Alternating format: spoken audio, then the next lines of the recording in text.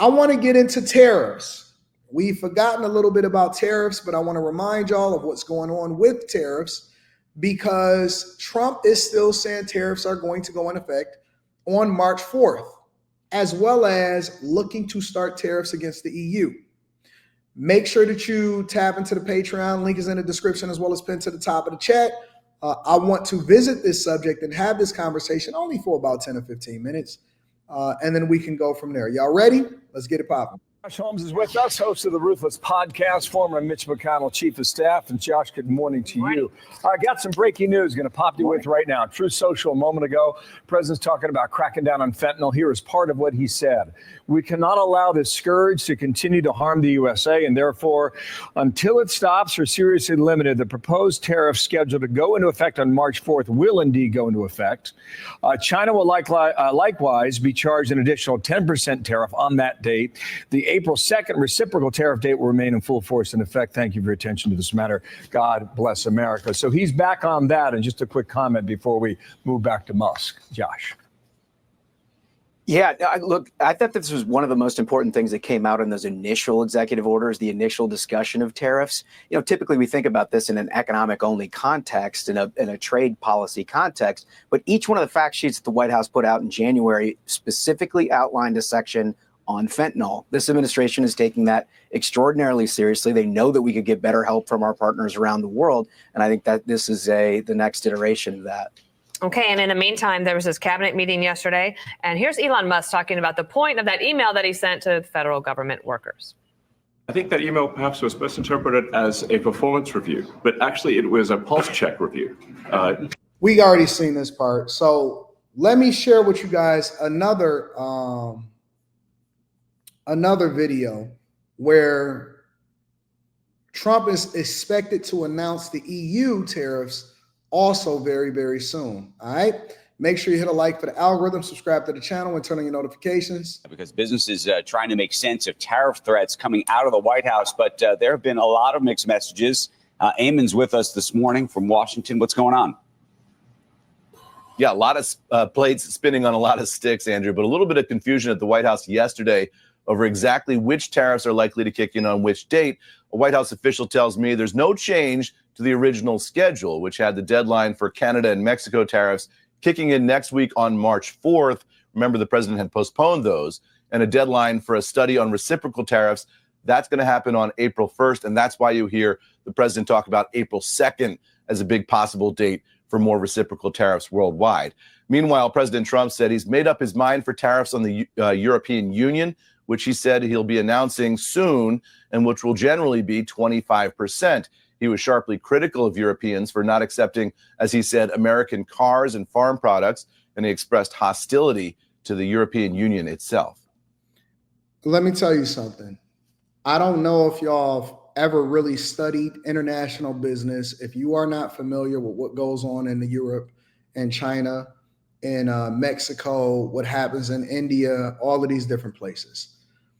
When you go to these other countries, and you know me, I am situationally aware and I'm paying attention to everything that goes on around me. When you go to a lot of these countries, look around. Look around. Go to Japan, look around. And go to the main cities where you see the majority of the movement and where products and goods and services are being served. Look around. And I'm not just talking about the cars. Look at the food. Look at the brands. Look at what they wear. Look at all of those things. Look around. People flood the United States of America with their products, and you guys have no standards whatsoever. When we go, the only thing that they like over there is our rappers. That's it. Our rappers, our singers, our musicians, they're looked at as international stars. They can go over there and be appreciated. And maybe our basketball stars. Other than that, they not checking for you. It ain't no Fords, ain't no Fiats, ain't no Chryslers, there are no General Motors products that's being sold in most of these places.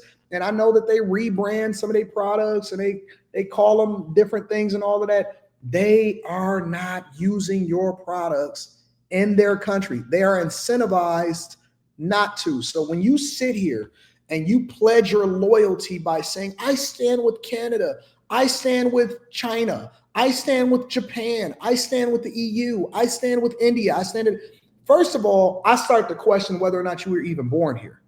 Because I know that a lot of you, we're going to get to it. And see, I don't care. I don't care because I'm going to do what I want to do anyway, and it don't really matter. My numbers is going to number. My numbers is going to number regardless. I'm to the point in my life to where I am very comfortable just stating the obvious, and I'm not trying to hold back, and that's why I don't care what people think about me or whether or not they're going to have a difference of opinion. I'm not trying to appeal to everybody. When I see people by default stand with somebody else, it's only one of two things that come to my mind. The first thing that comes to my mind is, oh, you just want to be accepted, or you're a white apologist. White people got it bad, especially white women. White people, I'm going to get to the second part. White people got it bad. Listen, white people, I know y'all watching. A lot of y'all watching. I've seen my analytics. I know that y'all don't like to type in the chat because you don't want to be held accountable and you don't want to talk about it. And Anton, you're only supposed to talk about how we're supporting MAGA and we need to make sure that we're not divided and we can all come together and we rock with each other based off of diversity, equity, and inclusion, and we're supposed to just not look at skin color and all of this, but I can't ignore it because every time that I open up my phone, I see white people trying to make other people feel good about the fact that they're protesting and we have to stand with black people and we need to do this, we need to do that. No, you need to get some backbone. Start telling these funky, ugly things exactly what they're doing when they're doing funky, ugly things. You know what? I see black women. Rita showed me a video of somebody that was protesting a Target, a bunch of black people that was protesting a Target here in Southfield, Michigan. And it was a white woman. Oh my God. And that's good for you guys. If I could just get by.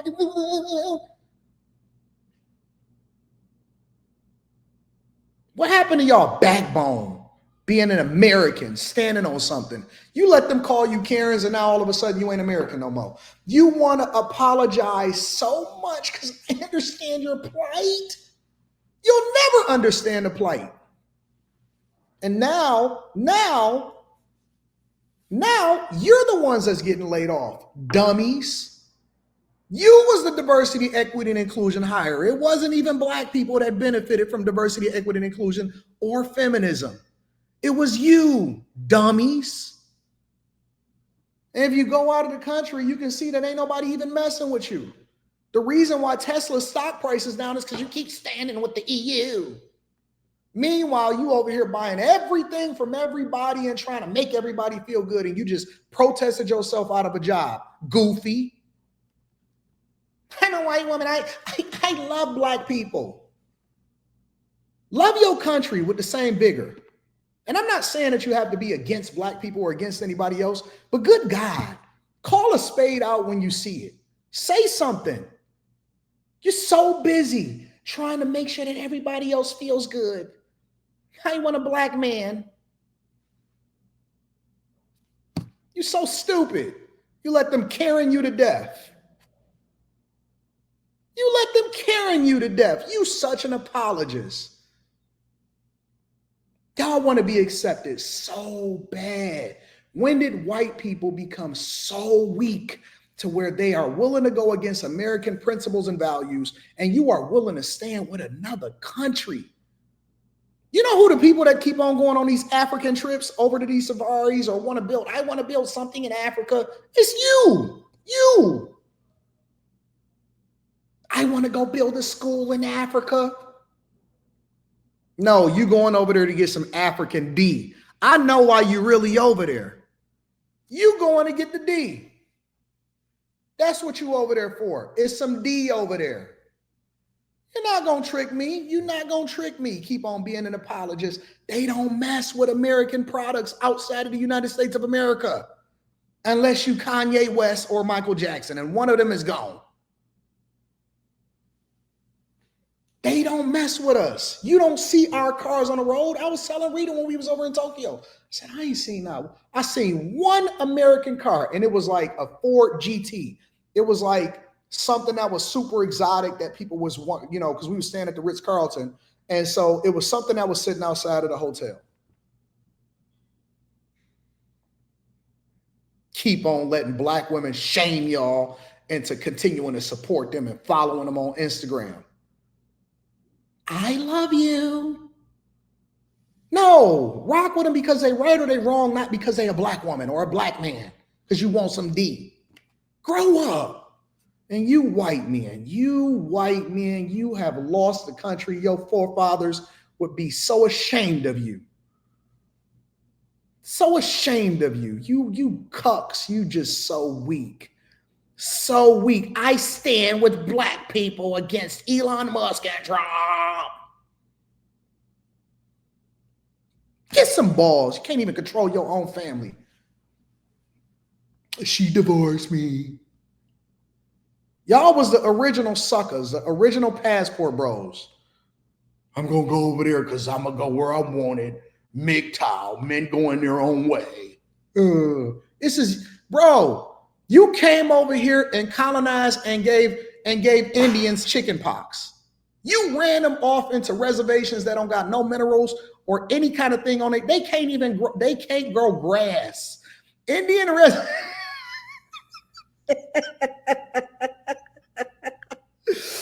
Indian reservations can't even grow grass. They are full of drugs. They broken. They schools is destroyed. Y'all said, listen, we taking over this country right now.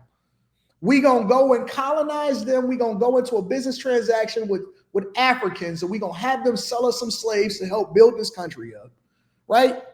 And it wasn't right, but you had a capitalist mindset more than anybody in the world.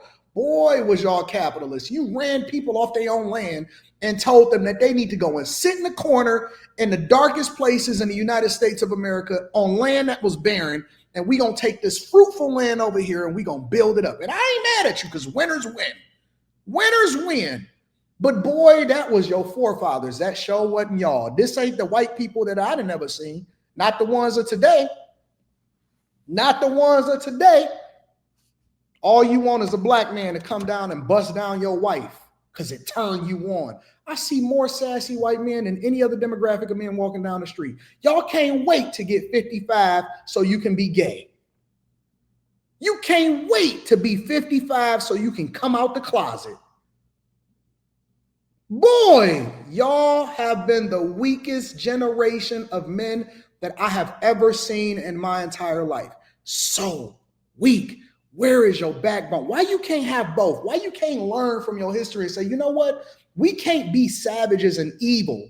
We can't colonize a whole country and a group of people. Even though we won, we're going to learn from them and we're going to get the backbone so that we can stand for America first. But at the same time, we're going to be decent human beings and we're going to make sure that we operate based off of the Constitution. Why you can't just have a balance? Why you got to go all the way left?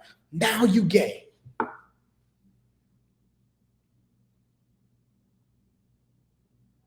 You can't have a healthy balance. You got to overcorrect. My forefathers was wrong. Black Lives Matters. Y'all was out there protesting. They don't mess with your products. They don't even like you. Listen, white people, listen, let me tell y'all something.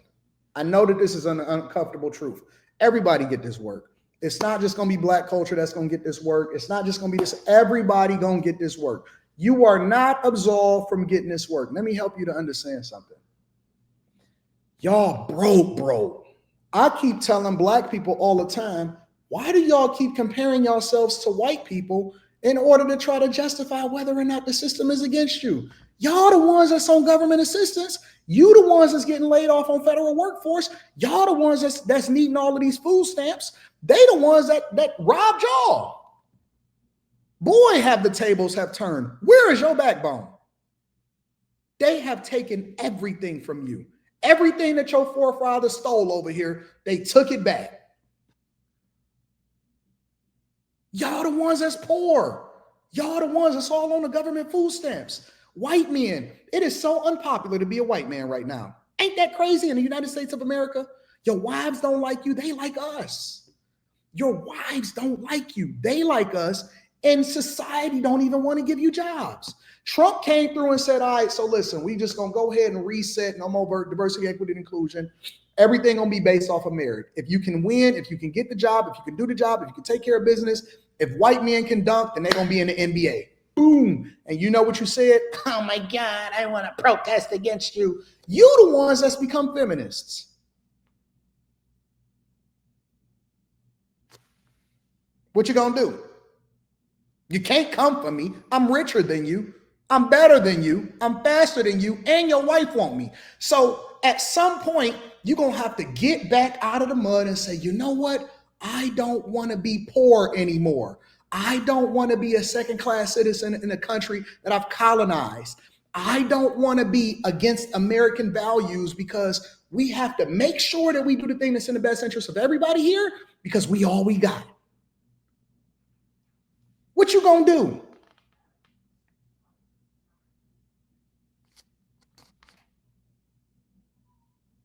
We can call y'all out of y'all name. We can say whatever we want to do. We can do whatever we want to do to y'all, and it ain't nothing you can do because it's more popular to be black than it is to be white in the United States of America now. That's the truth. That's the truth. You say it, you are racist. I say it, it's just reality. Ain't that crazy?